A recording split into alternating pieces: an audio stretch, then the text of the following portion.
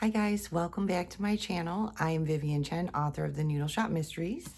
My obligatory plug, and today we are showcasing Death by Dumpling.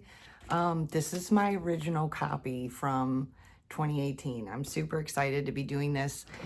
So far it seems like you guys are having fun with the giveaway. Friday, I will pick the winner for Crime Rangoon. This one will be on April 10th. So you'll have time for this one as well. Like I said in my last video, you do have to be a US resident. You need to be a subscriber, and all you need to do is comment on that video in order to qualify to get selected.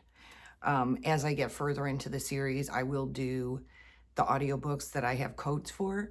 So that I will open to outside of the US, all because of shipping costs. So I am going to read the back cover because I always start with that. And then I'll get into what it was like to write the first book and how it all began. It's so exciting, you guys. I'm in a really good mood again. It's sickening. Like, it's really sickening. But take it while you can get it, right? Okay, so the top part there says, "Welcome to Holy Noodle House, where the Chinese food is to die for." The last place Lana Lee thought she would ever end up is back at her family's restaurant. But after a brutal breakup and a dramatic workplace walkout, she figures that a return to the Cleveland area to help wait tables is her best option for putting her life back together. Even if that means having to put up with her mother, who is dead set on fighting her husband. Lana's love life soon becomes yesterday's news once a restaurant's property manager, Mr. Feng, turns up dead after a delivery of shrimp dumplings from Holy Noodle House. But how could this have happened when everyone on staff knew about Mr. Feng's severe, life-threatening shellfish allergy? Now, with the whole restaurant under suspicion for murder and the local media in a feeding frenzy, to say nothing of the gorgeous police detective who keeps turning up for takeout, it's up to Lana to find out who is behind Feng's killer order before her own number is up. Huzzah. So, some funny things about, in the last video I talked about the fact that I submitted, the proposals, and those end up becoming the back cover. This one really wasn't, it wasn't. Like the part where it says she returns to the Cleveland area, she never left. But I think that ends up being a common thread in a lot of cozy series, is that usually the heroine of our story returns from someplace else, but she was here the whole time. And then the other thing was, maybe that was it. Actually, I think that was it. Okay. So that was the only thing that really wasn't accurate. And I was still, new at that time. So I didn't really pay as much attention. I just wanted it to sound good because I was so nervous when this came out. This was my first published book, and you guys will get a newer version. I don't know if they say first in a new series anymore or not, but I had ones ordered just to do giveaways. So this is the very first one that I got. And I've hugged it and held it and toted it around with me, in the beginning. So, okay, let's get into the first part of it, was me getting into this series. Now, before I started writing The Noodle Shop, I was working on a private detective novel, which some of you will know because I feature the detective starting in book 5. Her name is Lydia Shepard. And I wrote a short story for that when I was in college. I took a fiction writing class that changed my life and set me on the course of mystery. Prior to that, because I am a huge Anne Rice fan, I wanted to write a vampire novel, which I still do. It is on the back burner though, because with all the other projects I have going on, it's hard to give time back. The interesting thing about that one, though, is that it's actually finished, where the detective novel started as a short story, and then I was going to put it into a full-length book and never got the chance because then the Noodle Shop happened. So, I had been around the block before I got to where I was. I wanted to write chick lit for a while. I wanted to write horror. And then I wanted to write, I don't know if you would call Anne Rice gothic fiction or not, but I am absolutely enthralled with the supernatural, and the paranormal, all of it, all the odd stuff. Like, that's what I'm into. So I did want to write a vampire novel. In the same vein as Anne Rice. The vampires are not the enemies. They're just like this misunderstood creature, being, whatever. And they have their own society. And that's what I wanted to do. And it's not, like, looking back at it, it's not that bad, but I can tell definitely that my scope as a writer has evolved since then. You figure I started that when I was like 15, 16 years old. I finished it in my 20s. And then it mutated, because first it started as just like, inspired by Anne Rice. And then as time went on, and I started getting into the mystery genre and I took that class, I ended up mutating it into a paranormal mystery. So I have it in my back pocket. I love those characters a lot.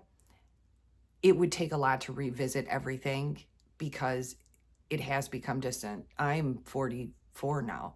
So I finished writing that 20 years ago. I want to say I first joined Sisters in Crime. It was like 26 or 27. So right around then, I had already finished the vampire book and I started really focusing on mystery. I had written that Lydia Shepherd short story for my class. My teacher gave me an A on it, and I thought she was just being nice. Which, funny story, she ended up actually being in my Sisters in Crime group, and I reconnected with her later. So I keep in touch with her on social media, and it's really nice to be able to share the things that I have accomplished since her class, because I owe her so much. Her teaching style was magnificent. It was just magnificent. So I kind of, I went down this path and I wasn't expecting to. And even though the main character in my vampire story was Chinese, I never set out to write an Asian series. More Asian centric, because in the vampire book, I keep seeing somebody out of the corner of my eye. I apologize. So it was just the girl. Jeez, I can't even think of her name right now. Camille, something like that. Oh, anyways, so she was the only one that was Asian, and there's the backstory of like her creator brought her over, when he was British, and so he brought her from when England ruled over Hong Kong.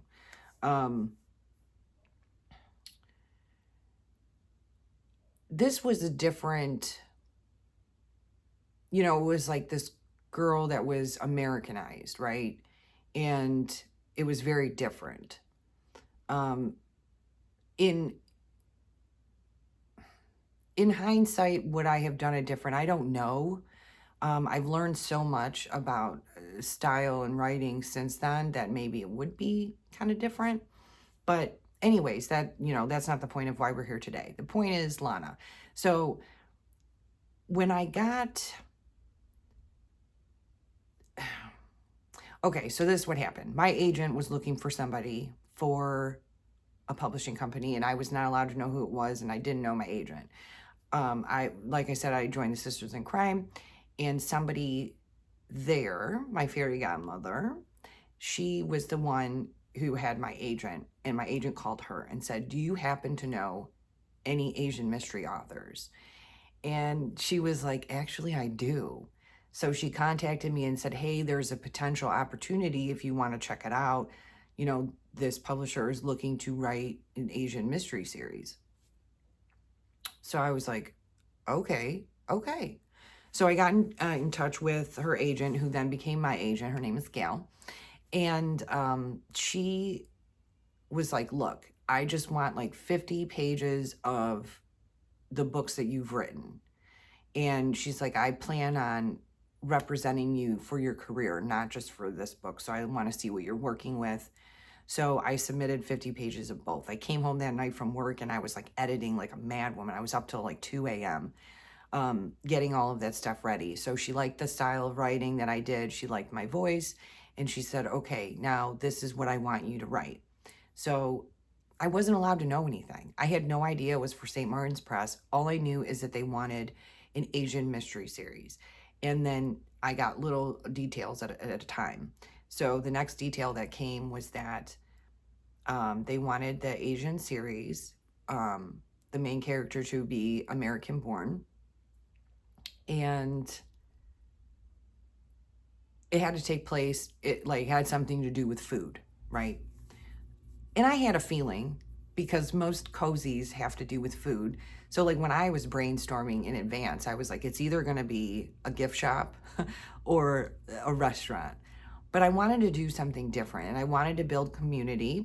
And we have, in Cleveland, we have Asia Plaza. And I always thought I would love if it was like bigger, and think there's city limitations, budgets, all this stuff. So what would I make if I could make anything? So I decided I was going to make this huge shopping center with pagoda style, like a facade on the outside, and they were going to have a koi pond in the middle, and like stone walkways and skylights with lanterns and all, just real done up, like almost like a tourist attraction. And all the shops would be like decorated or styled specifically, with Asian architecture in mind, or Asian themes, like the black and gold or the red and black. Like I wanted it to be just like that. My heat went on again, and that happened in my last video, but at some point we're going to get past that. The season will change enough. So anyways, so that's what I wanted to do. I wanted to make this huge community, and I was like, then I get to fill it with shops, So of course, Lana and her family were going to have a restaurant. I wanted it to be something cheeky, kind of like Holy Noodle House. So I was like, okay, well then I have to make, her mom's maiden name Ho, and then her last name is Lee. And I just thought it would be funny. And some people never, like when it first came out, people didn't catch that right away, the Holy Noodle House.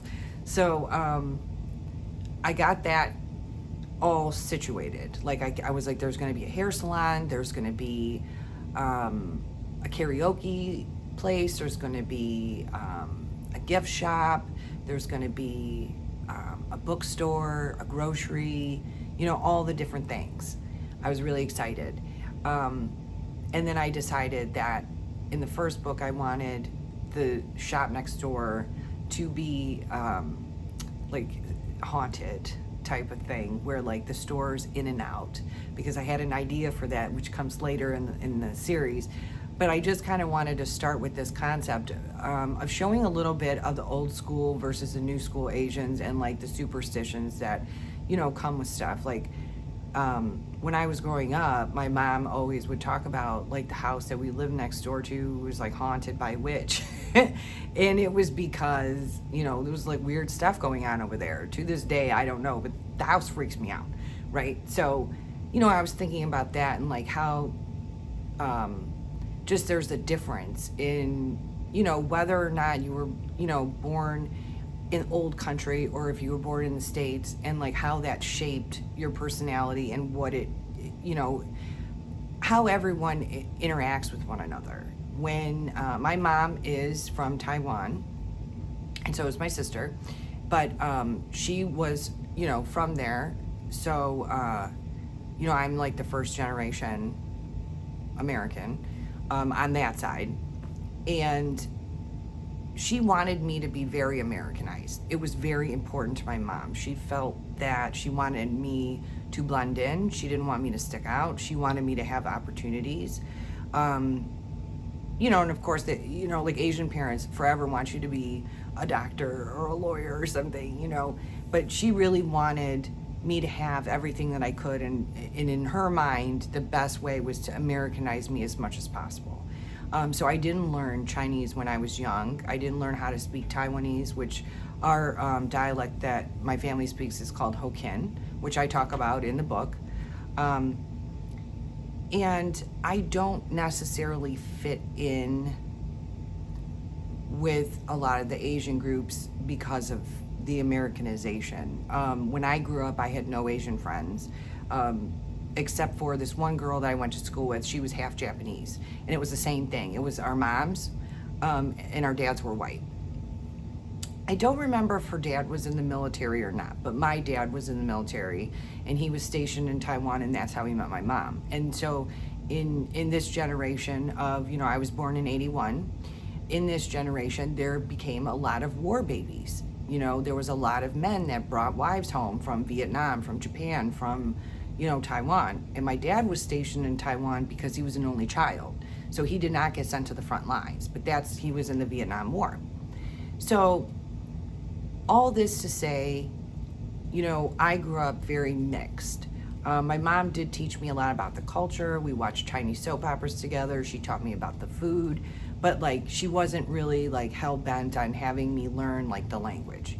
She wanted me to focus on English and being American and all this stuff. So there are gaps. I don't have all of the same, check marks. And when I was growing up, it was a very difficult time because you really didn't fit anywhere. Back then it was a lot different too. People are more open-minded now, and even there's still some closed thinking, but, it was I was too white for the Asian side and I was too Asian for the white side. And it always came up in conversation when I was little. I mean, people would just, say things to me, or I would get teased a lot. I've had people tell me to go back to my country and, hey, the United States is my country, and it was a very mixed situation, and I grew up with minimal relatability in media. The Margaret Cho was on TV, and that was it. And that she was on a comedy special, and she was making fun of the way that her mom says shampoo. And I'm like, wait, I can do this. So, I didn't feel represented. I didn't know where I fit. And for a long time, I didn't feel like I fit anywhere. And a lot of times during those periods of time, and a lot of people get on me because they don't want to admit that this is true or real, or that I had to go through it. But I kind of had to try my best to hide my Asian background, because I would get picked on, and I would be in a mall or something. And, I'll never forget this one time, this guy called me, a racial slur. And I was standing next to, my high school sweetheart. And I was like, aren't you going to say anything? That's not okay. It was 3 dudes though. He's like, come on, I'm not fighting all 3 guys. But, I went through a lot growing up and being different. And it was tough. And there was, I would lean on my Italian side a lot, and say, I wouldn't give up that I was Asian because, I was afraid somebody was going to hurt me. People don't like to acknowledge that those things happened, but they did. And there's still, there's movements now to stop Asian hate and all that stuff. And I worry about things still, because you see somebody who's a little bit squirrely, when they're giving you a side eye, and you're like, oh, I don't know. But I felt unrepresented. And I feel like a lot of people in my age bracket and forward felt the same. So it was very important that I created Lana. I wanted her to be mixed. I wanted her to be mixed so I could poke fun at, the things that I've been through, the things that people say to me. Um, in the first book, I make a joke about these two ladies that come in and they talk about how, they love Oriental, or they have an Oriental rug at home. And, Oriental is an outdated term. And I understand, like, that's what the term was in the past. But, it's just a little off putting. Oriental usually refers to things like rugs and vases and all that. But I wanted to give that voice to a character, that she is mixed. She's, and she's got a really white dad, and her mom is Asian and she can't speak that good of English, and her and her sister are like automatically, like people see her and her sister and say, "That's your dad," because that's really happened to me before, like people would ask me, like, "That's your dad is white?" Like, I didn't know that, so I wanted to be able to add all of that, and I wanted to be able to have that um, character that finally makes you feel like you fit. Like, there's this person who's living in both worlds and they have problems in both worlds and they have bonuses in both worlds. Like, I make a joke in one of the later books that Lana gets to celebrate New Year's twice, because she gets to celebrate, January 1st, and then she gets to celebrate Chinese New Year, and not everybody gets to do that. So there are, bonuses and stuff like that. But I wanted to take the reader on a journey of, these are the things that happen, and also relatable for a certain type of person, because I don't feel that it matters what the mixture is. It's the fact that you're mixed. You deal with the same problem. You're in both worlds and not any at the same time. We're kind of our own demographic, right? So creating that was a big influence on how I wanted to shape Lana's character. The other part was, the community and showing like all the different people that she would deal with. And I wanted to be able to borrow from different places. So we're going to have like, a situation happen at the Bamboo Lounge, or then we're going to have a situation at the Modern Scroll, and it's going to bring in different people. So it's not always just everything's at the restaurant. I loved making the different characters, because you have like the wise old man, and then you have the like grumpy ladies, and then you have the boisterous aunties, the ones that are like Esther Chin, like smacks Lana in the back all the time and stand up straight, and like it just makes me laugh because these things are they're real. I mean, they're real stereotypes. So I had a lot of fun creating that, and then introducing a relationship between, Lana and Detective Trudeau. The idea for Adam Trudeau was inspired by various people from my past, that they had this sense of honor, and they had this sense of duty, and just,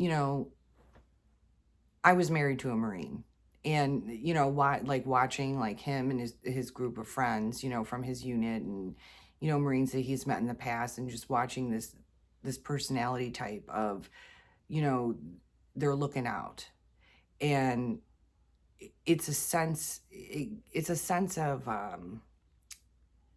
not responsibility, but there's something inside of them that this is what they need to do. And that's when I realized that's the type of detective I wanted Adam Trudeau to be. I wanted him to be like, this is more than a job, right? Like, he's trying to keep people safe, and he is, really good at his job. He, scans the room as he walks in. And I wanted it to kind of play off the fact that Lana is not like that at all. Lana does not know what's going on at any given moment. And she kind of just is based off of her feelings. Everything is about, well, like, I feel this person is shady, or I feel like this person is lying about something. And police cannot do that. They can't be like, well, I feel this. I mean, you need evidence, right? So to have the contrasting personalities, to watch them interact, and how are they going to get along, and is this going to work out, them talking to each other, working together, and like what kind of relationship can develop from these two people who are completely different, and I loved building it and watching it. Their relationship fascinates me in its development, and you get a small sliver of the beginnings of it in Death by Dumpling as they get to know each other, as they try and figure each other out, because it's not just Lana trying to figure him out. He's trying to figure her out because he's intrigued by her. So I loved building all of that. The other thing that was really important to me while writing that book was making sure that I set it up for longevity. I wanted to have ongoing storylines with these people. It's that they're going to evolve with the series. So that's why I wanted to create the community, because you see them interacting with one another, how they change, in like a real shopping place, like, like a plaza, a mall, whatever. You have change. You have people coming in, you have people coming out, and then there's always those stores that have been there since the place opened. And those people are like family, and then who's that newcomer, and why are they doing this? And are they trying to take business away from me? So it helps that my mom owned a store when I was growing up, and I got to, be in that. And plus I worked in retail for a very long time. So all of those, things were rolling through my mind when I was writing these, these opening chapters of like, I want to do all of this, So in the first story, the property manager is slipped the wrong type of dumpling, and he is no longer. And I just felt this made sense for, there's a big change. Lana's coming back into, as to why I picked him, I should say. Lana's coming back into this job. She had an office job and she walked out of it. And now her credit card debt is, rising, and she can't find work. So she just gives in and goes and works for her parents. And things are starting to kind of like mellow out. Like she's getting used to like going there. It's not her favorite thing, but she's going. And then the property manager is, taken out. and then now this place that was supposed to be where she could get her footing back is disrupted. And what does she want more than anything? Not only, is her restaurant being blamed, but she just wants everything to go back to normal. She's like, I don't need all this, and, so it becomes like a double incentive. Her family's restaurant is being put on the spot. And on top of that, she just wants everything to go back. Like she's got her own problems. You know what I mean? So I really enjoyed fleshing that out. I had no idea who the killer was. I never do. I always laugh when people are like, I knew who it was the whole time. I'm like, I don't know if you could, because I didn't know, so I didn't write it as that person. I mean, sometimes the person can make themselves evident, and I do go back and I add little clues, because one thing with mysteries is, these types of mysteries, you have to have fair play. The reader has to be able to come up with an idea, a reasonable idea of who the person is. If you don't, that's not fair play. But I never know who it is. And in the first book, I definitely didn't know who it was. It was going to be somebody totally different. And I can never tell who it was supposed to be, because then I ruin the story for everybody. But just know that as you're reading it, if you think it's one person, double check yourself, because it's probably not. And I do that with all of my books. I have an idea of who I think it's going to be. And then as I start fleshing it out, because I'm a pantser, which we discussed in the last video, I write by the seat of my pants versus plotting. Because I write that way, I never know what's going to happen at any given time. So I'll go, take Lana to go see a suspect, and that suspect will end up giving me information that I didn't previously have, and now that's just thrown a wrench in everything. And people are like, is that real? Like, do you really write like that? Yes, that is how I write. When I am writing, sometimes the conversations that the characters have, they shock me. I'm like, where did this come from? Like, there was one book, it might have actually been in Death by Dumpling, where Adam and Lana are having a conversation and they're arguing. And I'm like, whoa, whoa, whoa. Why is he being such a jerk to her? And it was funny because I'm like, you're writing it. Being a writer is a trip. Let me tell you something. It is a real trip, especially the farther you get into it, the longer you write. So, which one of my readers had asked me if I would get into my writing processes, which I can talk about. So maybe I'll do that in like a totally separate video, because I don't want to make these ones too long, and I'm already at a half hour here. But I will talk about that at some point. So that is the first book. It is filled with the beginnings of so much shenanigan, so much future chaos. And I love it because it's a stepping stone. And, and I tell this to everybody all of the time. You don't have to start at the beginning. I want you to start in the series where you're at. And hopefully something in that book will trigger you to want to go back. I want to pick a favorite book and I can't. Although I will say Egg Drop Dead has always been my favorite child up until Crime Rangoon became bestseller. Then that was competition. But in one way or another, they're all my favorite. And I just want people to enjoy the story. To take you away from something for a little while, to, distract you from something that's going on in your life that maybe you just need to peace out for a little while and let me read a story, and it's not so heavy.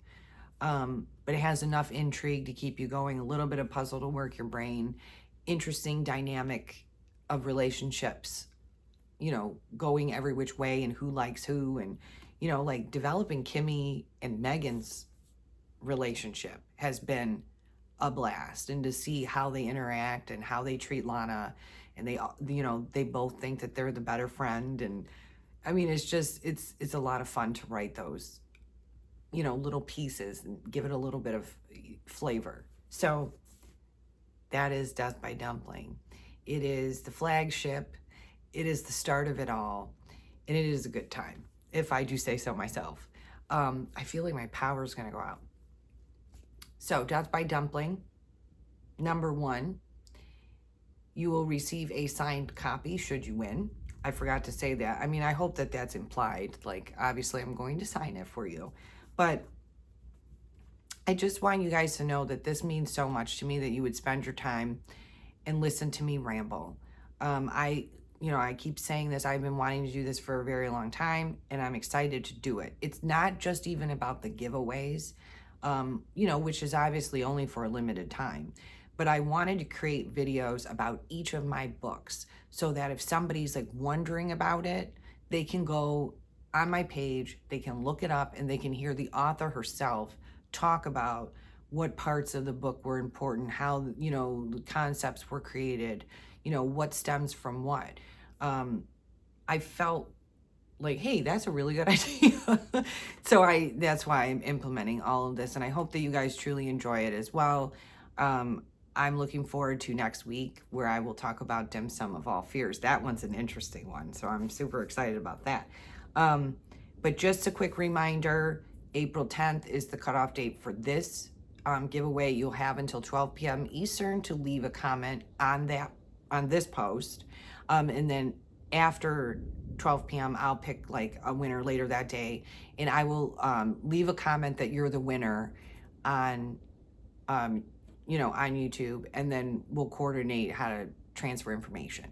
So if you ever have any questions, feel free to reach out to me. I am mostly friendly when I'm not on deadline. Someone warned me one time. They're like, don't keep saying you're so friendly because then weird people will start talking to you. But anyways, I thank you. I hope that you enjoyed this. If you have questions, comments, things that you want to talk about, ask me, put them in the comments. Make sure you subscribe. And